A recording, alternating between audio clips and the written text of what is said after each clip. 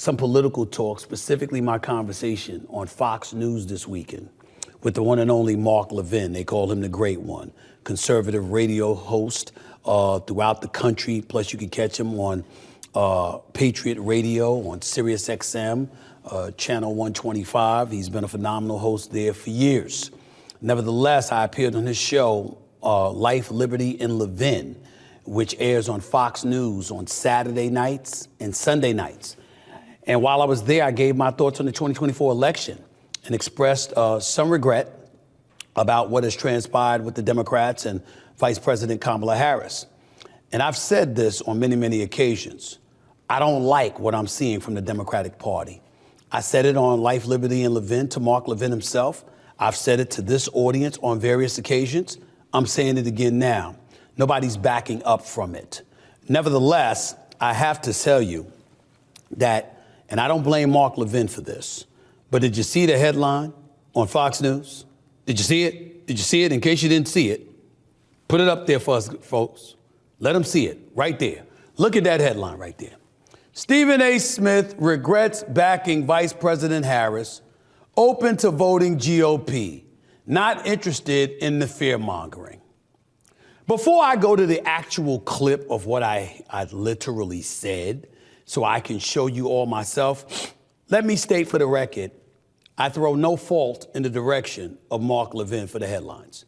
As a reporter, as a commentator and pundit throughout the years, there have been many, many times where I have said something and having no responsibility for the headlines whatsoever. The headlines didn't completely accurately portray what I had said. So if I've gone through that, I'm certainly not going to blame Mark Levin, nor would I ever accuse him of misrepresenting me. Just like I've been friends with Sean Hannity for over 20 years, that also applies to Mark Levin, who I've also known now pretty much 20 plus years. So he is a friend. He is somebody that I communicate with often. No, we do not agree on a lot of our politics, just as is the case for Sean Hannity. But I respect those guys, and I've known them for years, and they've always watched my back, always. And I always appreciate that, and I'm always going to do the same for them. So it's not about that. But it is important that you all know exactly what I said, because headlines like that turn to go viral. So without further ado, this is just a small clip of Mark Levin asking me the question that he asked, and I want you to listen to my answer. Here it is. Stephen A. Smith, so could you see yourself seeing what you see now?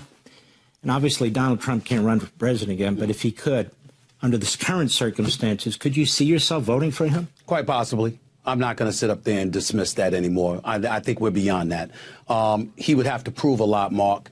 And I'm not talking about policy now. For a second, allow me to say this. What concerned me about Donald Trump, and the reason I voted against him and voted for Kamala Harris, was because I felt that he would be divisive, that he would create chaos because he demands such a level of loyalty and fealty to him. And that would take priority over governing our nation. That was my concern. And so I'm looking for both sides to work across the aisle from one another. Having said that, when you see some of the things that he said, if he follows through on some of the things that he has said, it's not just about eradicating inflation, improving the economy, obviously controlling our borders. These are all things that I care about. Make no mistake about that. And I certainly would support him in that regard. But it can't be just about fealty to him and loyalty to him. It has to be about getting the job done on behalf of what's in the best interest of the American people, as opposed to yourself, and not engaging in the kind of juvenile tendencies, tweeting all the time and going after people who are really much irrelevant in the grand scheme of things. You do things like that and you show that you're the adult in the room. Yeah. I don't think anybody could dismiss Donald Trump at this particular moment in time, not just because of him, but because of what we've seen the Democrats do. That is what I said. Anywhere in that headline, did you hear me say, I regret voting for Kamala Harris? You did not hear me say that. But I understand how it's a fine line, because I do have my trepidations and feelings of disgust when it comes to the Democratic Party, how they handled things leading up to the election, how they handled the year prior to the election with Joe Biden refusing to step away and going back on his word to be a transitional president. OK, I don't like the fact that, they got $1.5 billion and, next thing you know, we're looking for where the money went. I don't like the fact that people like Oprah Winfrey and others were paid before doing interviews with Kamala Harris. I don't like a whole bunch of stuff. A lot of it smells. But I think it's important to make this point. And this is directly aimed at conservative media. It may be because they've been vilified for years and they've found themselves to be at a distinct disadvantage when it comes to the leftists on the media side. I get that part. But it doesn't negate the fact that when it comes to conservative media, they won't hesitate to misrepresent your words a bit for a better pro-Trump, anti-Democrat headline, because indeed they like having prominent, influential voices come over to their way of thinking. To some of them, not all, not most, but to some of them, it's like, oh my goodness, there are a lot of folks out there, that do think like us, that do side with us, that do favor our mode of thinking. And we're not as alienated as you think. And I think there's a lot of folks within conservative media that are prone to doing something like that, just like you can look on the left, because the liberal media will misrepresent your words in a heartbeat to make you seem more extreme and to work very, very hard to tie you in with the Trump and the MAGA folks. We've seen that happen to me on both sides. So, I just felt the need to say that because it's important that people understand. I'm going to say it again, and I'm going to have it put up on the screen every time I'm on this show and I'm talking politics. I am an independent. I am not a Democrat. So I ain't apologizing for anything anti-Dem that I may say, nor am I a Republican. And I'm certainly not apologizing for that. I have things that I am conservative about, and I have things I am liberal about. I am a staunch conservative when it comes to my money. I'm a fiscal conservative. You damn right. I ain't apologizing to nobody. My man Brandon's in the studio. You got a problem with that, B? I don't have a problem. You got a problem with that? Betty, you got a problem with that? You better not have a problem with it. I am a fiscal conservative. I can't stand these damn high taxes in New York, New Jersey, and California. Okay? So trust you me, anytime I can get away with moving to another place and not having to pay them damn taxes, I'm not going to hesitate. Let's get that out the way. But I'm very liberal when it comes to living and let living. It doesn't matter whether I approve or disapprove, whether I like or don't like. I believe in living and let living. That's how I roll. Gay rights, abortion rights, whatever the case may be, live your life. Live your life. You understand? You want to be transgender, go ahead and be transgender.